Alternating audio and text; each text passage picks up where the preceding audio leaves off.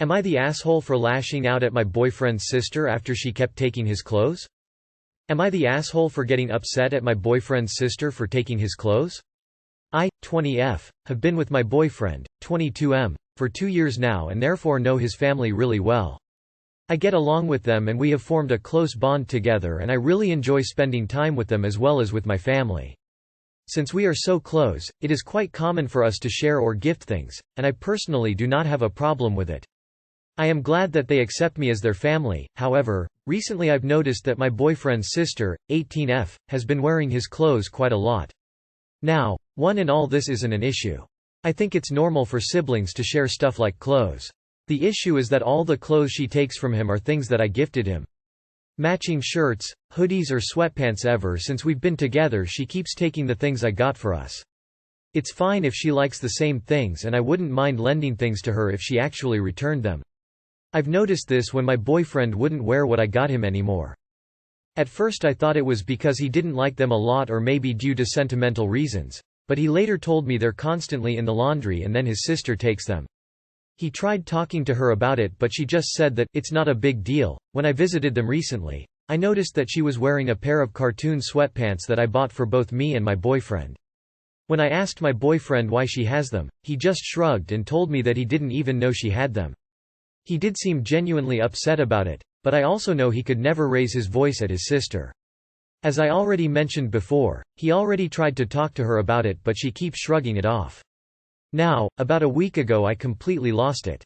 I was scrolling through my Instagram and came across a post from his sister's account. It was a picture of her and her friend at a party and her friend was wearing my hoodie that I forgot at my boyfriend's place.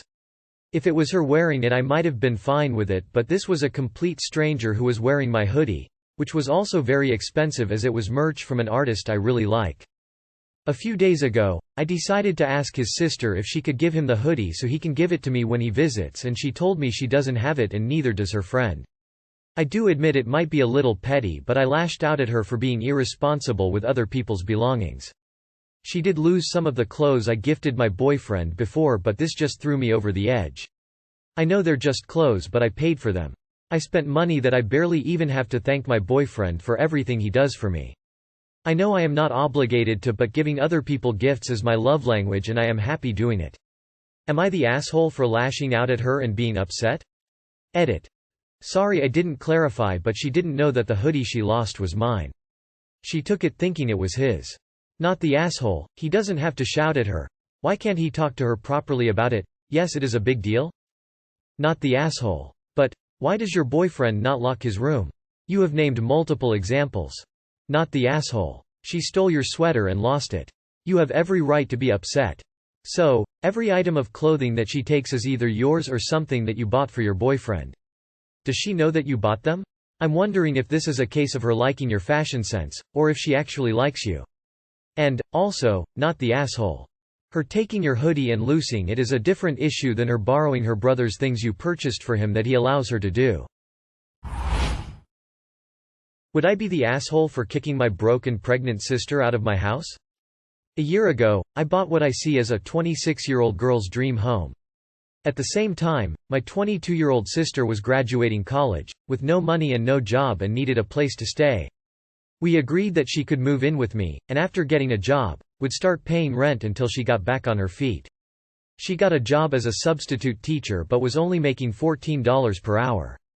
This worked for some time with no issues until about 3 months ago when she hit rock bottom. She informed me that she could no longer afford to pay rent. At the same time, it was her birthday so I told her that I would give her 1 month free from rent for her birthday. The following month, she was still struggling, which I hate to see. So I made a deal that if she didn't pay rent again that she would use the rent money to put towards her debt.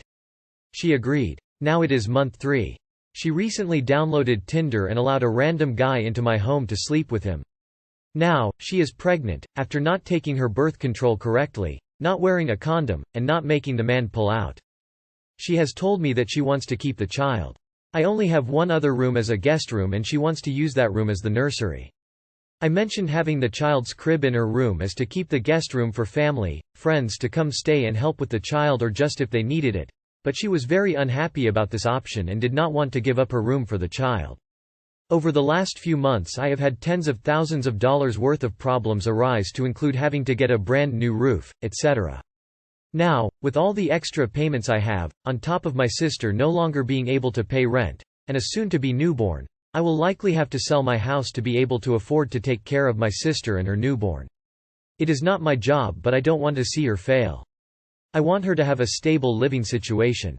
My parents live far from us and cannot afford to help, and although the baby daddy wants to be involved, she just met him and knows nothing about him or his living situation.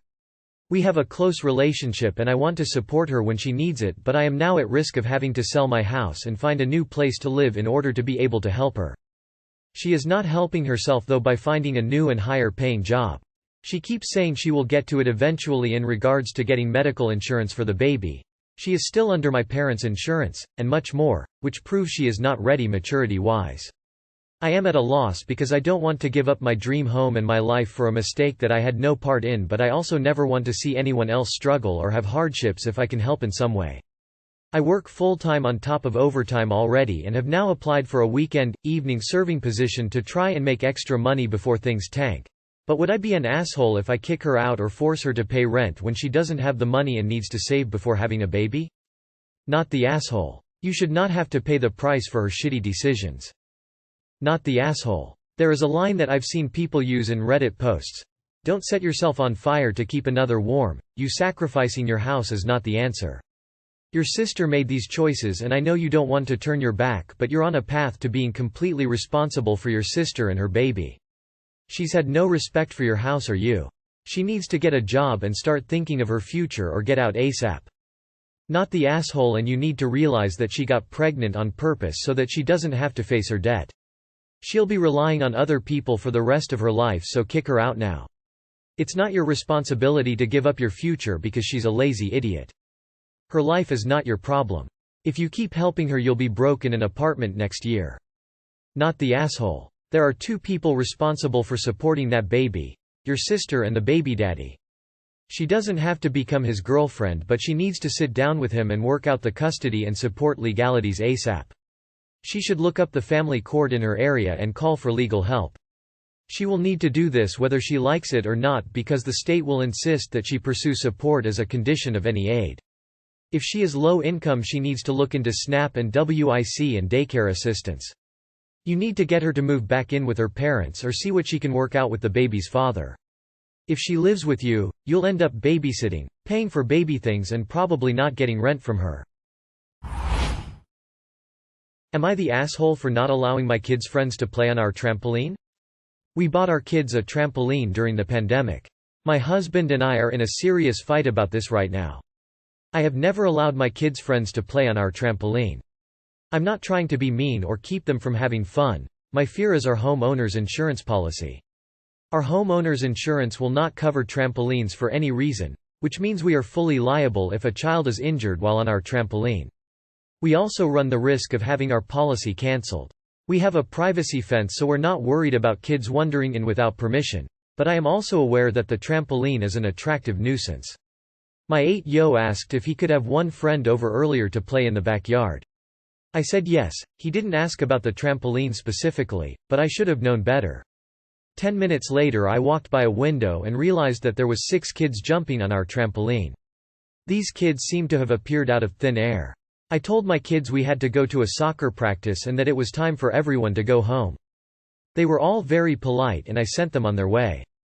My husband is throwing an absolute fit over my kids not having a normal childhood, because I am trying to be a responsible adult by acknowledging the risks of allowing other children to jump on our trampoline, or doing things like watching my 7 and 8-yo cross the street when they want to play at friends' houses.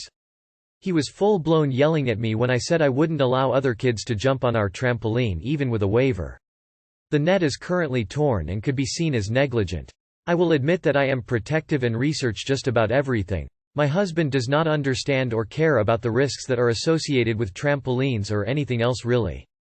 He thinks that those types of things never happen to us, so I'm just being a downer and ruining all the fun for no reason. He thinks talking to the parents about us not being responsible is sufficient, not even a waiver, just talking. I think no kids at all on the trampoline is the only way to eliminate the potential risk. Am I being ridiculous here?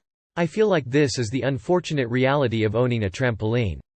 My husband thinks I am insane for even worrying about things like liability, and that I'm instilling fear into our children by worrying about things like liability and potentially being sued, or watching them cross the street. I feel like I am going insane even having to explain why these things are necessary. Am I the asshole? I just want to add, since people seem to think my kids have no fun at all, we have a pool that kids do play in. We have a rider on our insurance policy specifically for our pool. There is no rider option for our trampoline, which is the issue. I had a trampoline as a kid and my friend fell off. My dad was best friends with her dad, but they did sue my parents, but luckily they had a trampoline rider. That is not an option for us because it is not offered. Not the asshole for your concerns, but you need to get rid of the trampoline. Not the asshole. Your concerns are perfectly legitimate. And I don't know if you've researched trampoline injuries, but I'd revisit the topic of taking it down altogether with your husband. Info. I'm pretty sure there are these mesh fences you can put up around trampolines to prevent young children from falling off and hurting themselves. Have you thought about getting one of them? Of course, it's your home, so you get to decide who uses the trampoline, but kids don't always think to ask for permission. This could help alleviate some of your worries. Not the asshole, but there is a solution. I also had a trampoline that wasn't covered by my homeowner's insurance, so I found a company that would cover the trampoline. Call around and find a new insurance company. It's probably going to cost more and you'll get to see how strongly your husband feels about friends on the trampoline. Not the asshole. The potential liability here is enormous. You're absolutely right not to let other kids use it. Am I the asshole for not letting my Sil and her family stay with us after they got bedbugs? My wife's sister and her family recently got bedbugs while on vacation. They were on a road trip and picked them up at one of the hotels they stayed at. They didn't realize it until after they got home. From what my wife has described about what Sil and her family have had to do to get rid of them, it sounds terrible. A week ago, my wife told me that Sil and her husband need to have their whole house fumigated and need to be out of the house for 48 hours. She said Sil asked if they could come stay with us during that time since they only lived 30 minutes away. My initial reaction was, no. My wife had already told me about the hell that Sil and her family was going through to get rid of the bedbugs. I don't want to risk a single chance that they could bring them into our home. My wife said that they had to buy all new clothes and wouldn't bring anything to our house that had any contact with the bedbugs. She said that the bugs don't live on actual people, and since Sil and her family wouldn't be bringing over any clothing or bedding that had bedbugs, we don't have anything to worry about. She also said that since they picked them up at a hotel, they are obviously wary about spending nights in a hotel during the fumigation. I told her that I feel bad for them, but I don't want to take any risk of us ending up in a similar situation. I don't care if it's even a 1% chance that we get bedbugs too. The things that Sil and her family have had to do to get rid of them sound terrible, and to me it's not worth even the slightest risk. To me, the only way we can be 100% sure we don't get bedbugs is to not have Sil and her family stay with us. Of course, my wife is not happy about this and thinks I am being unreasonable and that this is the type of thing that family does for each other when they are in need.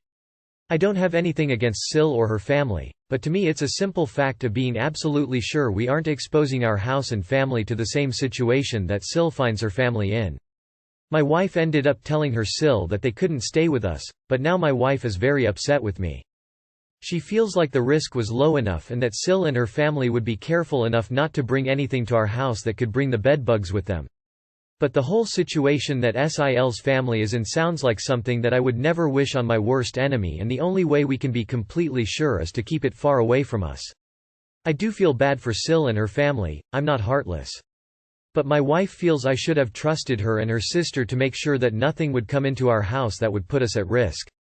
Sil and her family ended up driving 4 hours to stay with some of her husband's family in a townhome that did not have nearly enough room for them.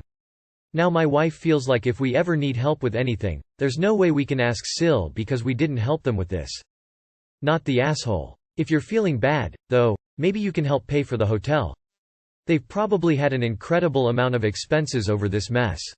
Info. What about their car? I admit, I don't even know what you would do in a situation like that. But I'd be so hesitant in your position. Bed bugs and other household pests travel. They go with you and create new colonies. So, unless you want an infestation, I recommend the family stay at a hotel and just make the circle of contagion smaller and less impactful for all concerned. Not the asshole. This isn't about being generous or gracious. It's about reducing your exposure to household pests. Not the asshole. At all. Emo. Sil is an absolute asshole for even asking, and your wife is terrible for asking. Of course they could bring bedbugs to your house. We aren't talking about kitchen ants.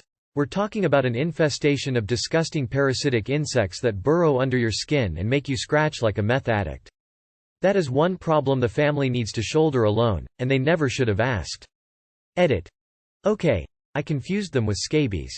Bedbugs don't burrow, but they still bite, face vomiting. I'm gonna go against the grain and say nah. I think it's completely understandable on both sides.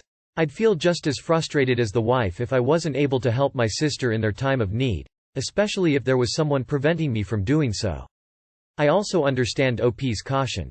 I had to deal with a bedbug infestation a few years back, and it's incredibly inconvenient, incredibly uncomfortable, and surprisingly expensive to deal. I can honestly say I'd go to some serious extremes to prevent my family going through that again. It's a frustrating situation for everyone involved, but the only asshole here are the bedbugs.